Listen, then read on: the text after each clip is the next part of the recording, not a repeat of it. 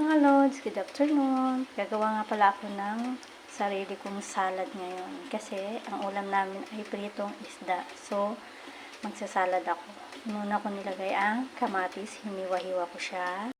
Nilagay din ako ng sibuyas na pula. Mas maigi kung sibuyas na puti ang ilalagay kasi mas masarap siya. Kaso wala akong puti, so pula na lang ang nilagay ko. Lalagyan natin ng pipino. Ayan, nalagyan natin. Nakakamay lang yan kasi kami naman ang kakain. Malinis naman ang kamay ko. Ayan. Lagyan ko siya ng patatas. Ayan, nagprito ako ng patatas para i-mix ko dyan. Hiniwa ko sa maliliit. Ayan ang cabbage.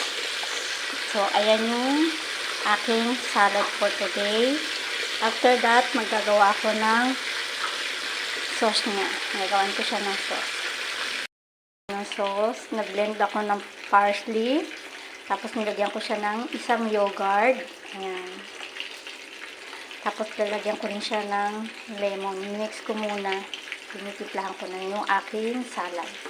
Natin siya ng siling pula, imbis na paminta, pulang lalagay natin sili. Sili powder. Ayan. Tayo ng olive oil. Ayan. Maglalagay tayo syempre ng olive oil.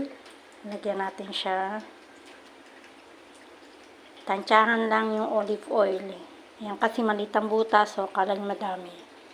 Ayan. Ayan, ready na yung akin my own recipe salad. At ang aking fish. Ayan ang ulam namin for today. Tara lods, mga kain na tayo. Thank you for watching. God bless all.